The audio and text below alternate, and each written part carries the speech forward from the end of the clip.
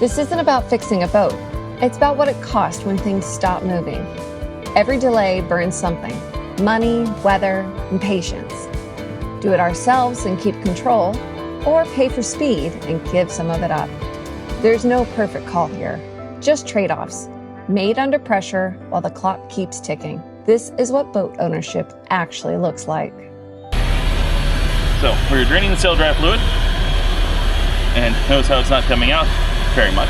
Because I have to go up top and open up the cap up there. But, okay, there we go.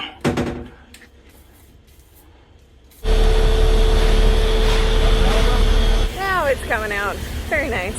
How's it coming? It's good. Lots. Lots.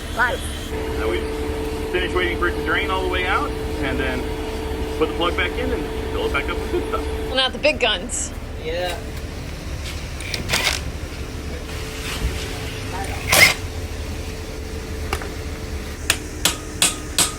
I have a feeling you're not supposed to hit the sail drive. But there's a lot of things I don't know. A lot of things I don't understand. Hiring a professional is usually good because they do it all the time, right? Yeah? Yeah. Woo! So there's the drain plug that's at the bottom of the sail drive that allows the sail drive fluid to drain out. It basically it got seized up in there. It happens from time to time. And we didn't have the tools, we didn't have the right bits to get it out without breaking it. So that's why we called in someone who's more experienced with these sort of things. Now that they got that taken care of, we are going to get that one draining while Daniel fills the other one. The pleasure about having a catamaran is that you get to do everything twice. You do everything twice, so when you screw up the first time, you don't screw up the second time, and it's always twice as expensive when you do.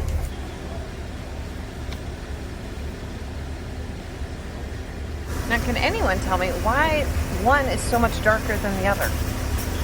Like one got all burnt up and the other one didn't? I don't get it. Oh!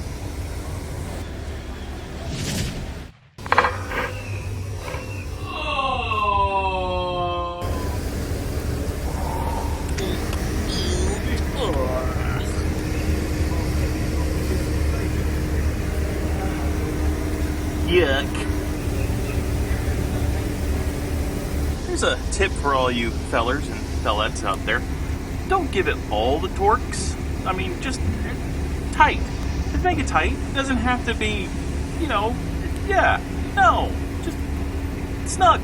I mean, I get it why you want to do all the torques because you don't want water intrusion and there's all that kind of thing. Yeah, but you don't need an impact wrench to put a drain plug in. You gotta do this stuff later, so thank yourself in the future. Anyone have a knife?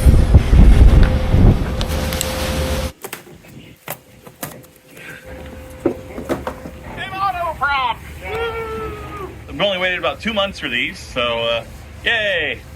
Shipping and all that fun stuff. That's heavy. Wow. But, new auto props.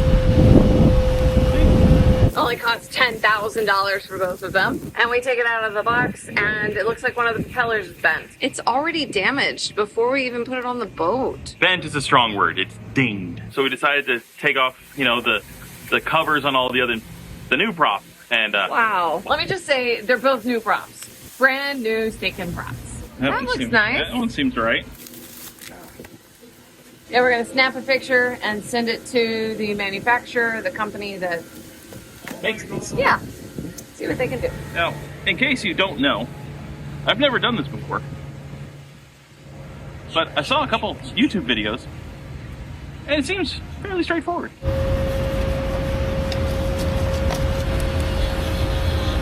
Well, basically, this screws down onto this, and needs to come off.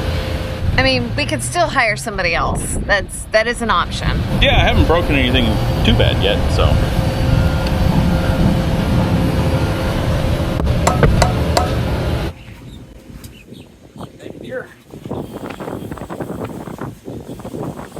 We have a splash day. Super exciting, but there's still more work to be done because we're having issues with our props, our auto props that we got in. We're going to hold off on installing those, and we're just going to put some, it's called a pellet clear paint on our props and our sail drives so that they don't get all grown. We are farming that out. So we're working with a gentleman named Ben, and he was here this morning prepping our sail drives and our existing props for a new pellet clear.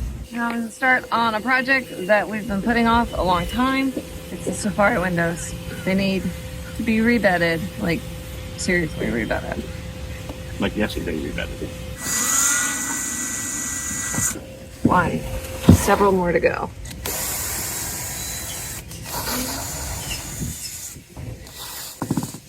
So I owe a big apology to Daniel. He did not want to start these Safari windows. We were digging into them and finding bigger problems than we had originally thought we would be dealing with. It kind of seems like there's epoxy holding these windows in. And so we're having a really hard time getting our blade in the spot. Yeah, I don't know. Sorry, babe. Yeah, it is what it is. We'll figure it out.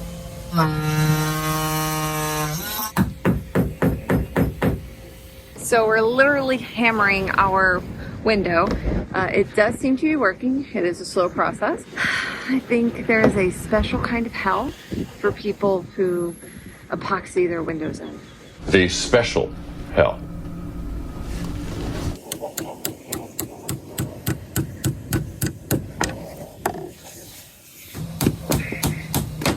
Oh, goodness. Oh, what? Oh, goodness. Lots of cracking down here.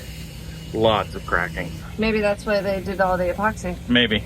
I feel like this thing's about to just pull out, so I think maybe we just close the window and just kind of peel from the top and out that way. What do you think? Give it a try. All right. I feel like we're so close. Yeah. So we finally got the darn thing off. Sorry I missed recording it because we were struggling getting it off. As is life. Do you want to put plastic on it? You put plastic on. That'd probably be best. All right, so a couple of days ago, we opened up our new props and found they were damaged. So we kind of went back to the drawing board, like, we'll keep the old props on. Prop speed on it was starting to wear thin, and we had to make a decision on what to do. We got to get a product on this, and we got to get it done quick. So reached out to one of the local vendors here, like, hey, can you help us out? 24 hours later, boom, it's done. It's a new product out there in the market called Pellet Clean. It's like prop speed, but you don't have to strip everything back in order to touch up bits that might get damaged. New product, check it out. So I was gone for a few hours and to take care of some channel stuff, social media and all that jazz, and leaving Daniel here to work on the window. So how's it going, babe? That's good. We're almost done, I think. What? Almost done? A lot more done than we were this morning. Got all the epoxy and stuff off, got the caulk off.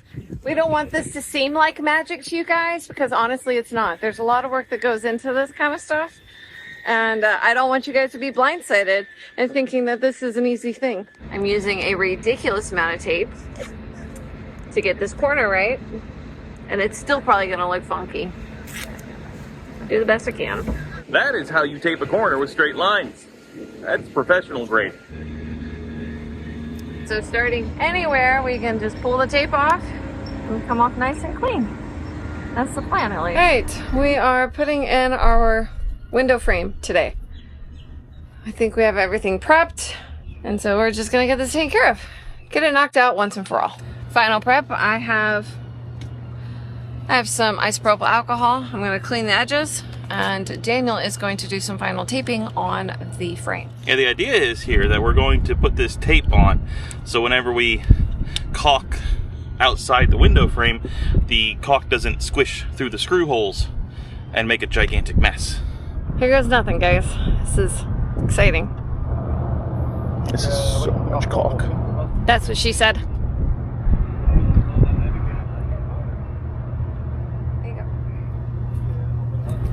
Way too much caulk on there.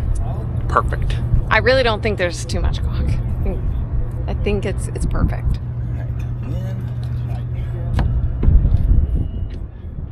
In. So now we drill this in has all the little drill holes, and it's gonna squish it and hold in place. Hopefully we'll have 0 leaks.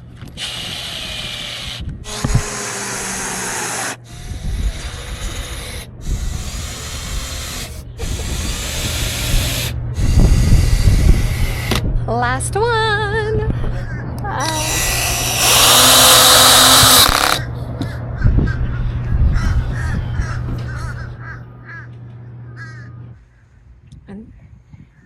What are you thinking? Oh, I'm thinking this is harder than it looks. So if you're new to our window replacement series, yeah, this is a Dow 795. It's a window glazing used for industrial applications. It's a silicone-based caulk. They use it to put windows up in high-rise buildings. The biggest downside of it has like a 14-day full cure time. So yeah, you don't really want things moving for 14 days. This looks terrible, guys. It just does.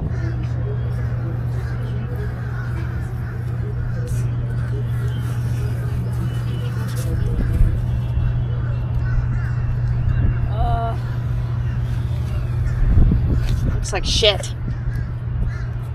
But if I think this looks bad, just wait till we see the inside. I think Paige and I have very different ideas of something that looks like shit.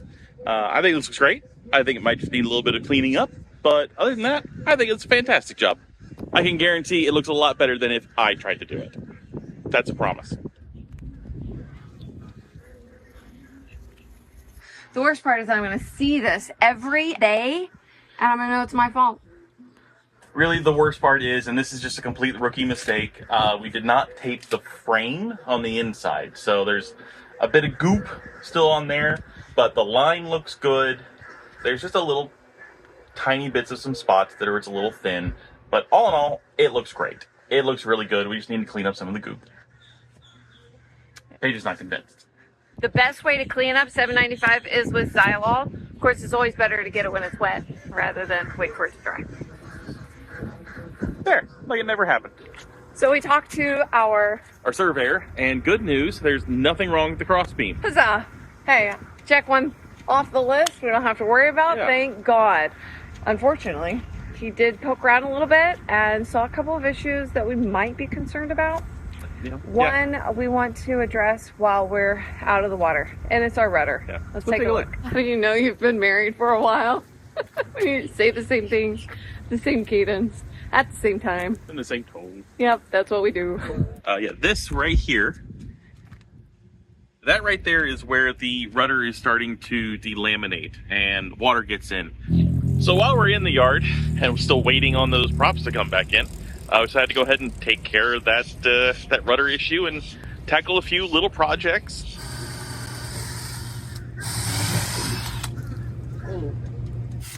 So what we do, because we have time now, is we inject acetone and run a vacuum.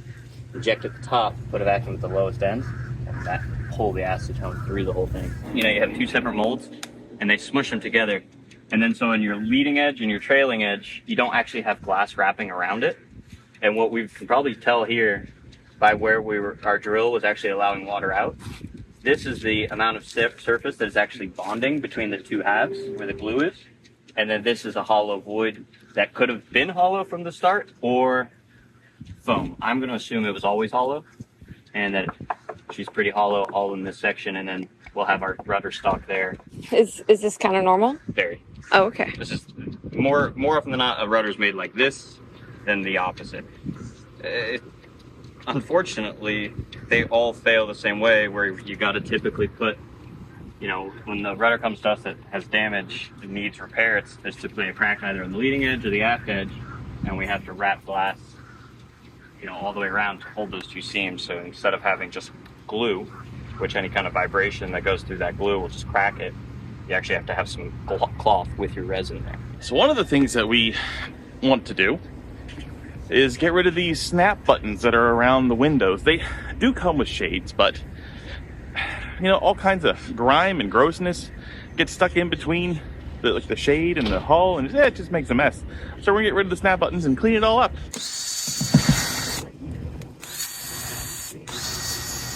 We were concerned about where water was coming from, and that ruined our base plate, the coring underneath our winch, and I think I might found it. These things they're a joke. The ceiling's bad. Yeah, water intrusion. Never a good thing. Well, I think the right thing here is to go ahead and clean up that outside a bit, get a good look at what we're working with. Maybe drill out the hole just a smidge so we can get some good epoxy down in there and seal these holes right up. Now we're all cleaned up. Time for some epoxy, and we're going to use our new favorite, the West System 610, because it's in a convenient caulk gun. I like that. So what I'm doing now, since the goop kind of went everywhere, I'm taking my little tongue depressor guy and smushing that epoxy into the hole, and then just cleaning up the mess. I like this stuff because it's got a pretty good long working time. It's like 45-minute work time, especially in South Florida warmness. So yeah, West System 610. Not sponsored, but if you know a guy I'd like to know. We do the best we can with what we got. You know, there's an old saying, when you buy a boat, you're buying someone else's problems. And you know, it's true, but you know, we fix them as best we can. Oh, okay, all right. Well, it's the next day, and all of our epoxy is now cured. So now we're just gonna clean up any of the excess and get it ready for some gel coat. So looks like it never happened.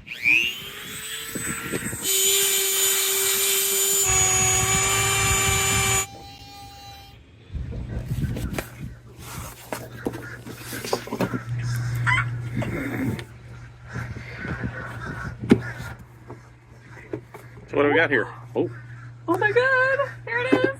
We like to bring our turtle box with us to the beach, but it's kind of big and heavy and clunky. So we got this turtle box. My mom sent this to us for Christmas, and makes it so much easier. This is it's waterproof, sandproof. It is like, it's amazing, and it sounds, it's just so much sound. I'm really excited about using this. I don't know, I'm too excited to talk to you guys. I'm sorry.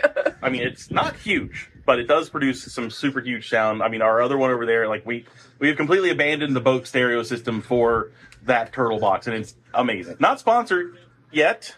Turtle box, if you're out there, we would love to work with you. Yeah, they're amazing. If you don't know about Turtlebox, go check it out. It's totally worth it. About a year ago, we took off our line buckets because we didn't like them, and decided recently that we were going to put them back in. So we started drilling some holes to put them back in, and look what happened. You can actually hear it squish